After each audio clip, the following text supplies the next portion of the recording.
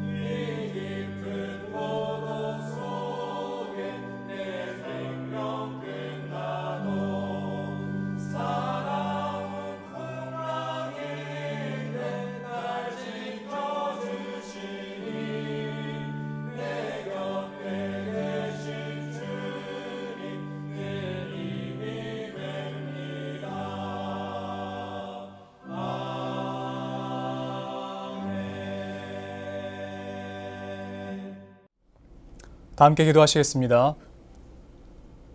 사랑의 주님, 오늘도 우리에게 새 하루, 새 날을 허락해 주셔서 감사합니다. 하나님 안에 속하여 있는 그 삶이 얼마나 큰 기쁨인지 알 수 있도록 우리 가운데 날마다 하나님의 그 마음을 보여주시고 날씨와 또한 모든 것들을 통하여 하나님의 살아계심을 느낄 수 있도록 도와주셔서 감사합니다. 하나님, 우리는 계속해서 세상 속으로 걸어가려고 합니다. 그곳이 더 좋은 줄 알고 그곳이 우리에게 만족감을 줄 수 있다라는 거짓말에 빠질 때가 더 많습니다. 그러나 하나님, 내 안에 참된 유익과 내 안에 참된 만족은 오직 예수 그리스도 안에 있을 때 우리가 얻어 누릴 수 있는 것을 우리 믿게 하여 주시고 그것을 우리가 따라갈 수 있도록 도와주시옵소서. 하나님 안에 속하여 있는 그 기쁨이 얼마나 큰 기쁨인지 우리가 깨달아 알아 세상과는 비교도 안 되는 주님의 그 기쁨에 날마다 만족하며 감사하며 살아갈 수 있도록 도와주시옵소서. 하나님, 이 시간 주의 말씀을 나눕니다. 이 말씀 가운데 계시해 놓으신 주 예수 그리스도의 마음을 우리가 발견하게 하여 주시고 그것을 발견했을 때 아멘 하며 받아들이며 그 안에 우리가 달려나아가 말씀을 그냥 귀로 듣는 것, 말씀을 그냥 눈으로 보는 것 정도가 아니라 내 삶을 녹여내 우리가 살아낼 수 있도록 함께하여 주시옵소서. 역사하실 주님을 믿고 감사드리며 살아계신 우리 주 예수 그리스도의 이름으로 기도드립니다. 아멘. 오늘 우리에게 주신 하나님의 말씀은 로마서 3장 1절부터 20절까지의 말씀입니다. 그런즉 유대인의 나음이 무엇이며 할례의 유익이 무엇이냐? 범사에 많으니 우선은 그들이 하나님의 말씀을 맡았음이니라. 어떤 자들이 믿지 아니하였으면 어찌하리요? 그 믿지 아니함이 하나님의 믿으심을 패하겠느냐? 그럴 수 없느니라. 사람은 다 거짓되되 오직 하나님은 참되시다 할지어다. 기록된 바 주께서 주의 말씀에 의롭다함을 얻으시고 판단받으실 때에 이기려 하심이라 함과 같으니라. 그러나 우리 불의가 하나님의 의를 드러나게 하면 무슨 말하리요? 내가 사람의 말하는 대로 말하노니 진노를 내리신 하나님의 불의하시냐? 결코 그렇지 아니하니라. 만일 그리하면 하나님께서 어찌 세상을 심판하시리요? 그러나 나의 거짓말로 하나님의 참되심이 더 풍성하여 그의 영광이 되었다면 어찌 내가 죄인처럼 심판을 받으리요? 또는 그러면 선을 이루기 위하여 악을 행하자 하지 않겠느냐? 어떤 이들이 이렇게 비방하여 우리가 이런 말을 한다고 하니 그들은 정죄받는 것이 마땅하니라. 그러면 어떠하냐? 우리는 나으냐? 결코 아니라. 유대인이나 헬라인이나 다 죄 아래에 있다고 우리가 이미 선언하였느니라. 기록된 바 의인은 없나니 하나도 없으며 깨닫는 자도 없고 하나님을 찾는 자도 없고 다 치우쳐 함께 무익하게 되고 선을 행하는 자는 없나니 하나도 없도다. 그들의 목구멍은 열린 무덤이요 그 혀로는 속임을 일삼으며 그 입술에는 독사의 독이 있고 그 입에는 저주와 악독이 가득하고 그 발은 피 흘리는 데 빠른지라. 파멸과 고생이 그 길에 있어 평강의 길을 알지 못하였고 그들의 눈앞에 하나님을 두려워함이 없느니라 함과 같으니라. 우리가 알거니와 물은 율법이 말하는 바는 율법 아래에 있는 자들에게 말하는 것이니 이는 모든 입을 막고 또 온 세상으로 하나님의 심판 아래 있게 하려 함이라. 그러므로 율법의 행위로 그의 앞에 의롭다 하심을 얻을 육체가 없나니 율법으로는 죄를 깨달음이니라. 아멘. 저는 오늘 이 말씀을 가지고 다 죄 아래에 있다. 그러므로 라고 하는 제목으로 잠시 말씀을 증거하도록 하겠습니다. 로마서 3장은 유대인과 이방인 모두 죄인이라는 사실을 고함으로 말미암아 시작합니다. 1절부터 유대인들을 향해 이렇게 이야기하는데 이것은 원래 2장의 내용과 연결되고 있습니다. 그러니까 지금은 우리가 2장과 3장을 단락과 절과 장으로 구별해서 보고 있지만 사실은 한 장과 한 절일 때, 하나의 책일 때는 그냥 이것은 이어지는 하나의 문장이었었던 것이었죠. 그러므로 2장의 내용을 전제함으로 말미암아 3장을 열어야 하고 3장을 바라보아야 합니다. 3장의 시작을 이렇게 얘기하는 것이에요. 도대체 유대인의 남이 무엇이냐? 할례의 유익은 어떤 것이냐? 라고 하는 질문으로 말하고 있습니다. 그러나 이것이 어떻게 유익이 있느냐? 라고 말하기 위해서 더 힘주기 위해서 질문하는 것이죠. 여러분, 질문에도 종류가 두 가지가 있는 것을 우리가 아시죠? 첫 번째는 말 그대로 궁금했기 때문에 질문하는 것이고요. 두 번째는 분위기를 환기하면서 그것을 더 힘주어 이야기할 때 쓰기 위한 마치 수사학적인 기법과 마찬가지라고 하는 것이죠. 질문으로 말미암아 이것을 더 확언하고 싶은 것이에요. 질문으로 말미암아 이것에 더 집중하게 하고 싶은 것이에요. 그러므로 질문을 하는 것이죠. 여기서의 그 질문은 두 번째와 같다라고 하는 것을 우리가 볼 수 있습니다. 어떤 것이 더 유익한 것인가? 라고 하는 질문을 던지고 있습니다. 유대인의 나음이 무엇입니까? 할례의 유익은 무엇입니까? 라고 말하는 그것이요. 여러분, 할례와 유익은 바로 하나님의 말씀을 맡은 것이다 라고 유익으로 그렇게 이야기하고 있습니다. 그러니까 할례로 말미암아 하나님과 언약 백성이 되었으며 유대인임으로 말미암아 하나님의 말씀을 맡은 자들이라고 하는 것이에요. 그러나 항상 바울이 주목하는 것이 있습니다. 바울이 글을 쓸 때나 설교를 할 때, 그 말을 할 때 주목하는 것이 있어요. 이것은 사도 바울뿐만 아니라 사도였던 모든 사람들, 특별히 베드로도 그렇게 이야기하는 것을 우리가 종종 봅니다. 여러분, 사도 바울과 베드로는요, 문체도 다르고 성격도 다르고 성향도 다르고 말하는 투가 아예 다릅니다. 그러나 그들 안에서의 공통점은 이것이에요. 사도 바울은 어떤 이야기를 할 때 굉장히 수사학적으로 이야기합니다. 그래서 사도 바울의 책 13권을 읽었을 때, 이 책을 읽었을 때 우리가 참 이것이 무슨 뜻이었지? 라고 하는 것을 한 번 더 생각해 보게끔 하는 글을 쓰는 것을 굉장히 많이 봅니다. 그러니까 이것만 읽어도 사도 바울은 굉장히 고차원적인 설교와 고차원적인 이야기들 했던 것을 우리가 알 수 있죠. 그와는 반대로 베드로는요, 굉장히 직관적이에요. 베드로도 물론 구약을 인용하기도 하고 또 다른 예수 그리스도의 말씀을 인용하기도 하고 여러 가지 시대적 상황을 분석하여서 그렇게 쓰는 것도 있지만 베드로의 설교와 베드로의 특별히 베드로전서와 베드로후서에 기록되어 있는 것은 굉장히 직관적입니다. 그러니까 사도 바울처럼 이렇게 삥 둘러서 이것을 생각하게끔 만드는 어떠한 방식으로 쓰는 것이 아니라 그냥 보기만 해도 이것이구나라고 하는 것을 깨닫게 하는 것이에요. 이 두 사람의 이런 차이점이 있지만 공통점은 이것입니다. 모든 사건과 모든 이야기와 모든 것들, 모든 상황으로 하여금 주목하게 하는 이가 공통적이라고 하는 것이에요. 주목하게 하는 이가 공통적이라고 하는 것이 마치 베드로도 어떻게 하냐면요. 그 성전 미문 앞에 앉은뱅이로 앉아있던 그 사람이요. 날 때부터 앉은뱅이였던 그 사람을 일으킴으로 말미암아 이렇게 이야기합니다. 왜 너희가 나에게 주목하느냐? 왜 당신들이 이스라엘아? 왜 당신들이 우리에게 주목하느냐라고 이야기하면서 그들의 주목이 하나님으로부터 하나님께 가야 한다는 것을 상기시킵니다. 마찬가지로 오늘 글을 쓰고 있는 사도 바울도 매 글마다 그래요. 모든 글이 다 그렇습니다.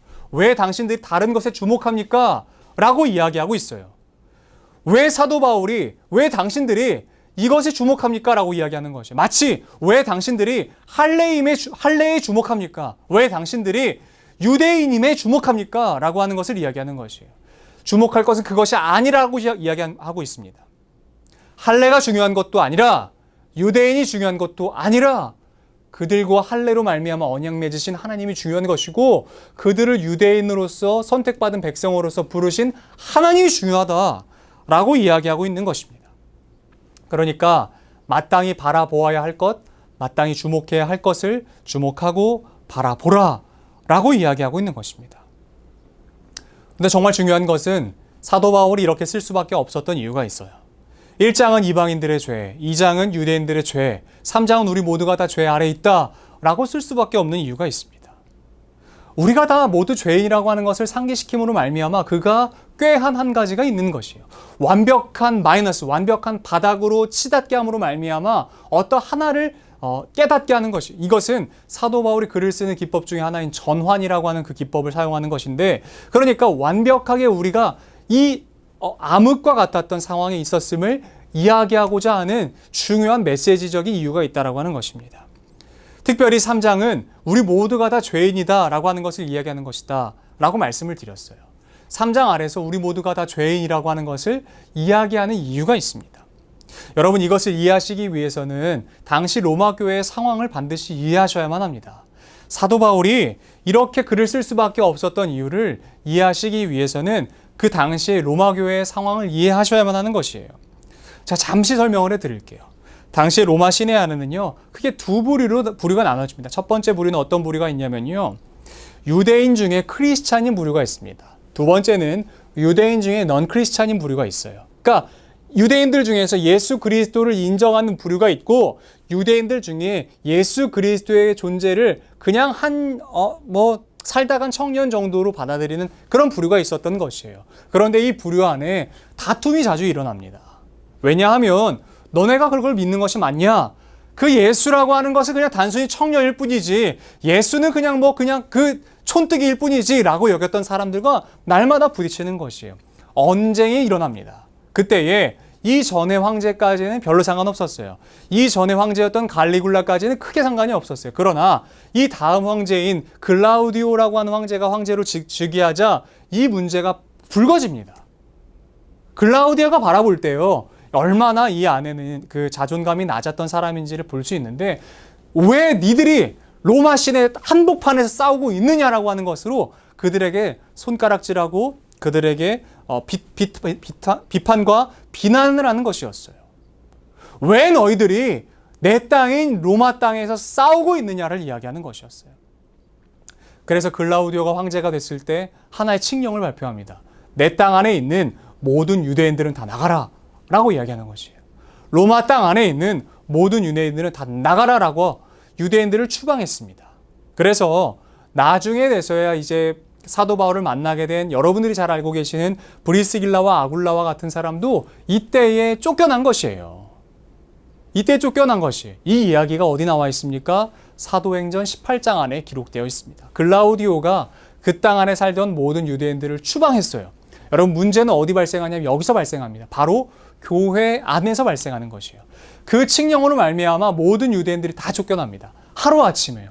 그러니까 어떤 가르침들이 사사될 여유가 없는 것이에요. 만약에 너네 내년에 쫓겨날 거야, 내년까지 짐 싸서 나가라고 하는 것이 공표되었다면 준비를 했겠죠. 그런데 그런 것도 없이, 그런 준비도 없이 그냥 막연하게 오늘 딱 발표가 되는 것이에요. 그러므로 말미암아 그것이 발표된 직후에 바로 쫓겨나는 것이죠. 이것이 문제가 교회에서 발생한다고 말씀드렸는데 어디서 발생하느냐? 여러분 한번 잘 생각해 보십시오. 오늘까지 사역하던 어떤 사람이 내일 갑자기 쫓겨나는 것이에요.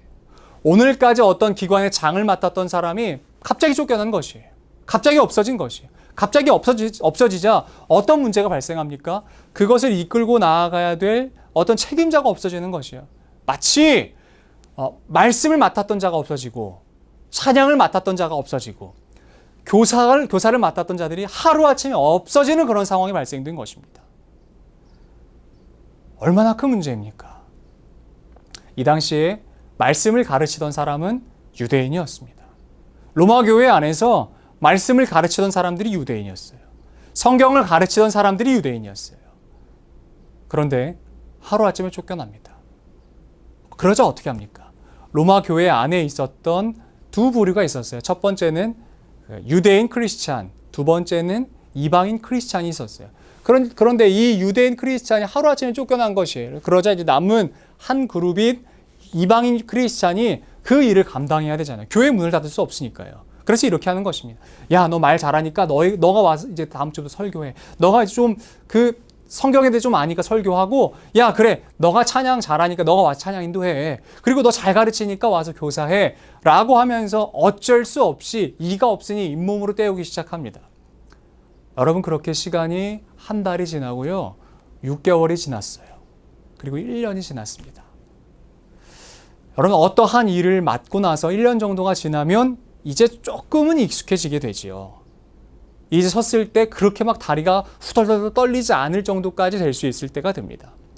금방 돌아올 줄 알았던 유대인들이 금방 못 돌아와요. 3년이 지납니다. 이 사람들이 올 줄 알았는데 아직 못 돌아옵니다. 근데 3년째 지나면 어떻게 됩니까? 이제는 말 좀 잘하게 됩니다. 설교 원고 보다가 이제 앞을 볼 여유가 생기는 것이에요. 회중들과 아이 컨택할 수 있는 여유가 생기는 것이에요. 그렇게 5년이 지났어요. 문헌에 의하면 글라우디오 황제가 칙령을 발표한 이후로 글라우디오가 죽고 그 다음 황제가 즉위하고 그 다음 황제가 즉위하면요 반드시 해야 되는 것이 있는데 무엇이냐면요 그 전 황제가 공표했던 그 칙령을 인준해 줘야 돼. 마치 그러니까 도장을 찍어주는 것이에요. 도장을 찍어줘야만 이 전 황제가 이야기했던 이 칙령이 여전히 유효한 것이 되는 것입니다. 그런데 그 다음 황제였던 우리가 너무나 잘 아는 네로가 황제가 되는데 황제였던 네로가 바라봤을 때 이것은 별로 중요한 것 같지 않아서 그 글라우디오의 그러니까 유대인들을 쫓아낸 그 칙령에 도장을 찍어주지 않습니다. 그래서 이제는 어떤 것이 되냐면 쫓겨났던 추방을 당했던 유대인들이 돌아올 수 있게 된 것이에요. 이때까지 걸린 시간이 5년입니다. 5년 동안 이 사람들이 교회를 지켜요. 여러분 5년 동안 이 사람들이 말씀을 전하고 설교를 하고 찬양 인도를 하고 교사로서 아이들을 가르치기 시작하는 것이에요. 5년 동안 잘 지켜왔어요. 그러다가 이제 유대인들이 돌아와서 이렇게 이야기합니다. 야, 너 참 고생 많았다. 너 참 수고 많았다. 5년 동안 어떻게 이렇게 열심히 했냐? 아, 참 너 고생 많았어. 라고 손을 꽉 붙잡고 이렇게 이야기합니다. 그래, 너 참 수고 많았는데 다음 주부터 내가 원래 하던 거 그거 그냥 내가 할게. 설교 이제 내가 할게. 찬양인도 이제 우리가 할게. 교사들 이제 우리가 할게. 이제 너 그만해도 돼. 라고 이야기하는 것이. 여러분들 이 이방인들 안에서는 어떤 마음이 일어났을까요?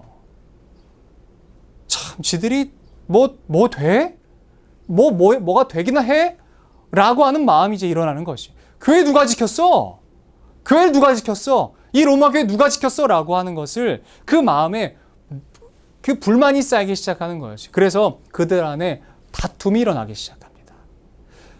로마 교회 안에 있었던 이방인 그리스도인들과 유대인 그리스도인들이 다투기 시작합니다. 이 다툼이 점차 커져요. 점점 커집니다. 그래서 유대인들이 이방인들을 바라볼 때 마치 개돼지를 바라보듯이 바라보는 것이에요. 뭐 저런 것들에게 무슨 구원이 있겠어? 라고 바라보고요. 이방인들이 유대인들을 바라볼 땐 저런 아나무인이 없다. 야, 저런 외형만 하나님 섬기는 저런 사람에게는 구원 없다. 라고 여기는 이것이 부딪힙니다. 로마 교회 안에 이 갈등이 부딪히기 시작한 것이에요. 완벽하게 커져서 팽창해버립니다. 그러자 로마 교회를 향하여 고린도에 있었던 이 로마 교회를 향한 사도 바울의 편지가 바로 로마서인 것이에요. 그래서 어떻게 시작합니까? 1장은 이방인들의 죄. 이방인 너네 다 죄인이야. 2장은 유대인들의 죄. 유대인 너네도 똑같아. 그러므로 수근수근 되는 자들아, 그러므로 판단하는 자들아 라고 2장을 이야기하지 않습니까? 너네 똑같아. 너네 그대로 똑같아. 라고 이야기하지 않습니까? 3장은 어떻게 합니까? 우리 모두 다 죄인이라는 것이에요. 여러분 이 배경 안에서 로마서를 보셔야 되는 것이에요. 이 배경 안에서 우리가 로마서를 이해해야 합니다. 이방인들도 죄인이고요. 유대인들도 죄인인 것이에요. 마찬가지로 우리 모두 다 죄 아래에 있다라는 것이에요. 왜요? 그 유대인들이 죽고 못 사는 율법으로 말미암아 우리를 살펴보니까 뭐가 되는 것이 우리가 모두가 다 죄인인 것이에요. 그러니까 죄인 것을 우리가 깨달으라는 것이에요. 우리가 다 죄 아래에 있다는 것이에요. 우리 안에는 어떠한 것도 선한 것이 나올 수 없는 것이에요. 우리 사람들 안에는요, 어떠한 모습으로도 선한 모습이 드러날 수가 없는 것이에요. 그러자 사도 바울이 이렇게 이야기하는 것이요. 너희들 모두 다 죄인이다. 나라고도 나은 것이 있는 줄 아느냐? 나도 똑같은 죄인이다. 나도 똑같은 죄인이고 우리 모두 다 죄인이다. 그러므로 우리에게 필요한 이가 있다라고 힘주어 이야기하는 것이에요. 그러므로 우리에게 정말 필요한 것이 있어 라고 이야기하는 것이에요. 유대인들이 그토록 여겼던 율법, 그토록 중요하게 여겼던 율법이 중요한 것도 아니고 이방인들이 그렇게 우리는 이제 아니다라고 오히려 주눅들어 있었던 그것이 아니라고 이야기하는 것이에요. 우리 모두 다 똑같은 죄인이다 라고 이야기하고 있는 것이에요. 사도 바울이 이렇게 이야기하는 이유가 있는 게 무엇이냐면요. 우리 모두 다 죄인이니까 우리에게 정말 필요한 것이 있어. 우리에게 정말 필요한 분이 있어. 너나 나나 우리 모두 다 필요한 것이 있어. 라고 이야기합니다. 여러분, 우리에게 정말 필요한 것이 있어요. 여러분, 우리 믿는 우리에게요, 정말 필요한 것이 있어요. 십자가 중요하죠. 여러분, 십자가 빠진 신앙은 그것은 신앙이 아닐 것입니다. 십자가 중요합니다. 여러분, 그러나 십자가보다 더 중요한 것이 있습니다. 그것이 무엇인 줄 아십니까? 바로 그 십자가에 달리신 예수 그리스도시죠.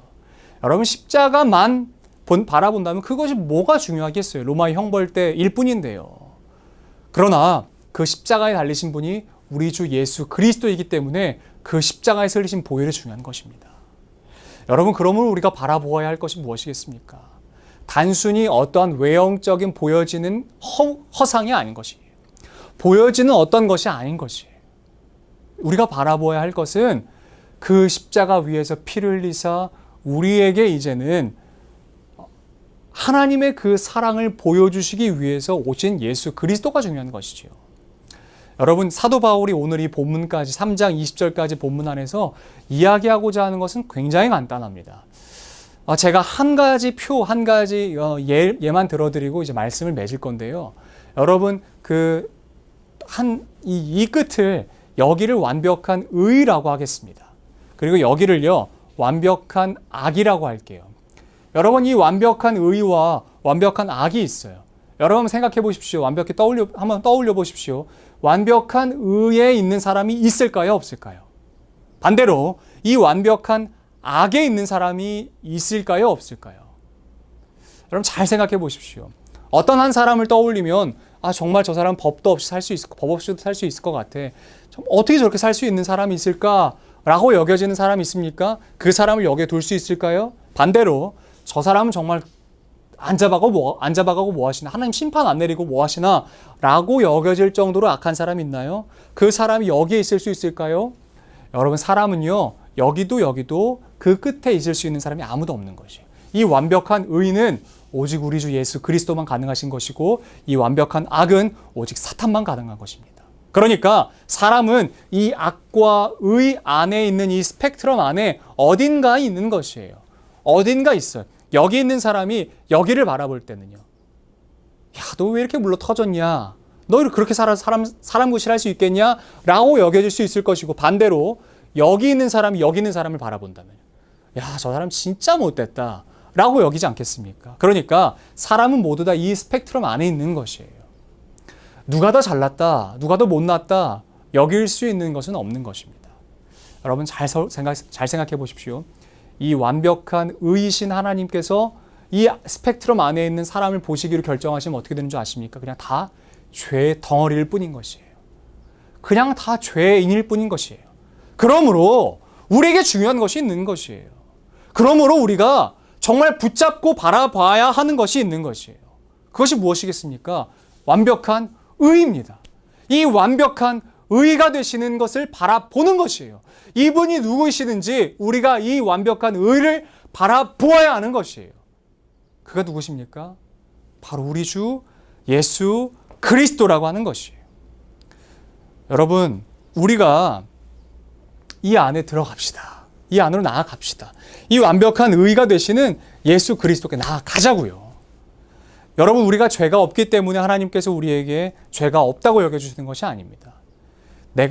오히려 내가 죄가 있다라고 하는 것을 인정하고, 하나님, 전 죄인입니다. 그러므로 하나님이 필요합니다라고 말하는 그 사람에게 하나님께서 그 사람을 이제 의롭다 여겨주시는 것이에요. 여러분, 그 메시지는 더 정확하게는 내일 이제 이어지는 3장 21절부터의 메시지를 한번 들어보시죠. 여러분, 우리에게 필요한 것이 있습니다. 우리 모두가 다 죄인이라는 것 사실을 우리가 기억해야 하는 것입니다. 유대인이 중요한지, 이방인이 중요한지, 할례가 중요한지, 아니면 무할례가 중요한지, 아니면 유대인인 것이 자체가 중요한 것인지, 아니면 이방인이어도 괜찮은 것인지, 그것이 중요한 것이 아니라 우리에게 중요한 것이 있다면 이 의가 되시는 예수 그리스도께 나아가는 것이 정말 우리에게 중요하다는 것을 믿으시길 바랍니다. 오늘 우리 하루의 삶 가운데에 하나님 안에 속하기로 결정하신 하루가 되시기를 바랍니다. 하나님의 그 의가 우리를 덮으시도록 살아가시는 하루가 되기를 바랍니다. 여러분, 우리에게 중요한 것은 우리가 하나님의 그 의에 이를 수 없다라고 하는 것을 인정하는 것이에요. 그리고 그러므로 우리에게 정말 필요하고, 그러므로 우리에게 가장 중요한 것이 무엇인지 우리가 깨달아 믿음으로 고백하고 우리가 그렇게 시인하고 살아가는 것인 줄로 믿습니다. 여러분, 누가 오늘 하루의 삶 가운데에 여기에 도전하시겠습니까? 이곳에 도전하시겠습니까? 하나님의 그 의에 속하기로 결정하시겠습니까? 여러분, 우리가 하나님을 바라보고 하나님 안에 속하여 살아갈 때 하나님께서 정말 우리에게 그렇게 말씀하실 겁니다. 너 이제 더 이상 죄인 아니야 라고 말씀하실 거예요.